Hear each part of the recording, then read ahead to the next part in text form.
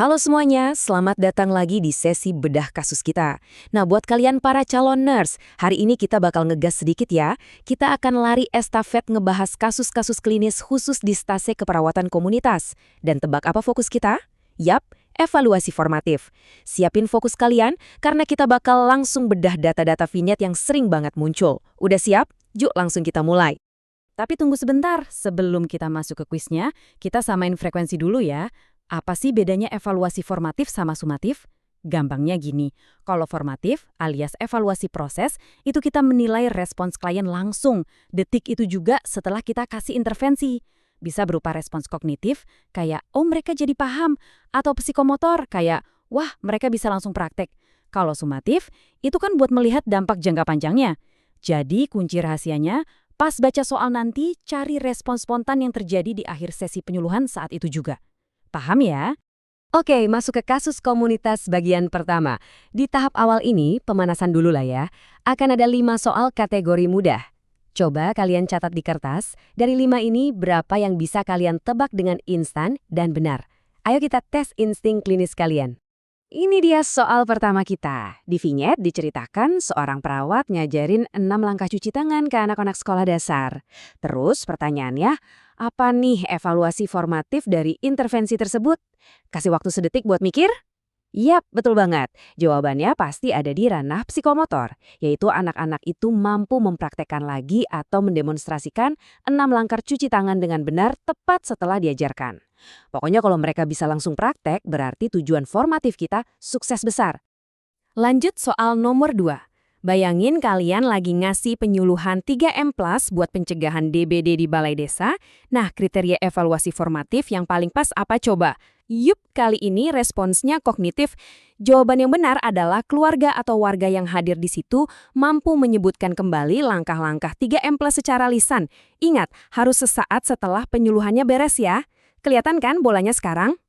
Masuk ke kasus ketiga nih.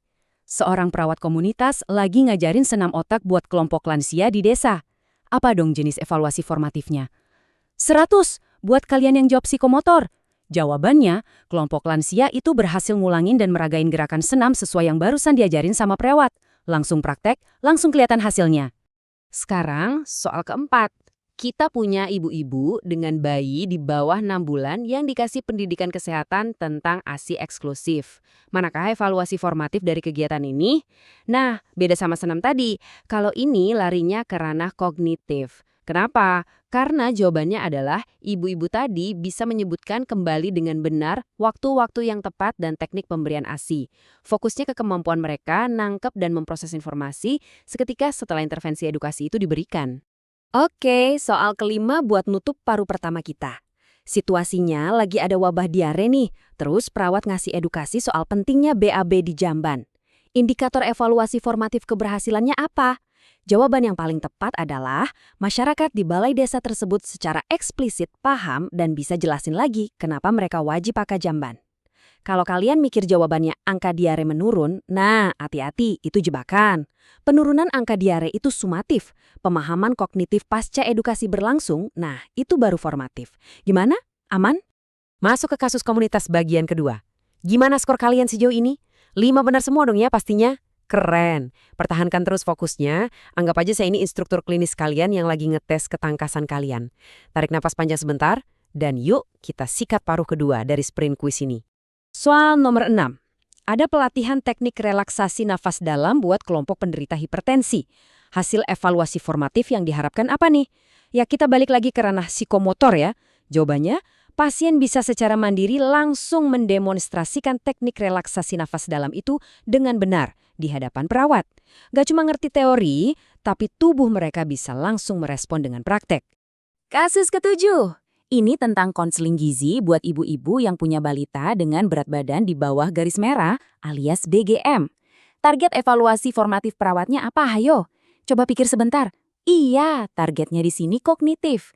Ibu-ibu tersebut mampu merespons dengan cara nyebutin contoh-contoh makanan lokal di sekitar daerah mereka yang bernilai gizi tinggi buat balitanya. Praktis banget kan? Kita gas terus ke soal nomor 8.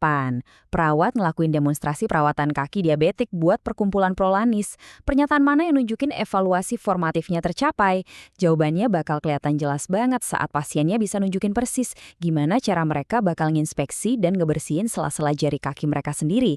Ini contoh yang sangat brilian tentang gimana evaluasi dari sebuah demonstrasi keperawatan itu dieksekusi. Hampir selesai nih soal nomor 9. Perawat melatih kader posyandu cara ngukur tekanan darah pakai sfigmomanometer. Indikator keberhasilan formatifnya apa? Udah pasti psikomotor murni. Kader tersebut harus mendemonstrasikan akurasi penggunaan alat ukur tensi darah itu ke perawat pelatihnya saat itu juga. Kalau pasangnya bener, mompanya bener, lulus.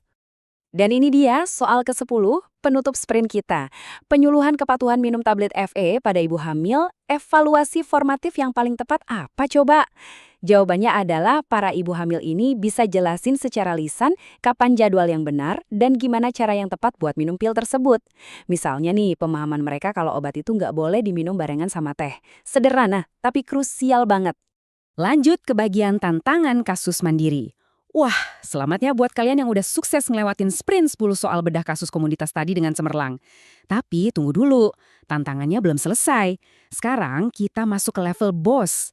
Ada soal ke-11 nih, dan ini harus kalian pecahin sendiri.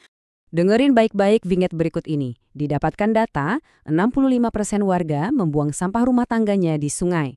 Perawat kemudian melakukan tindakan pemberdayaan pengelolaan sampah rumah tangga.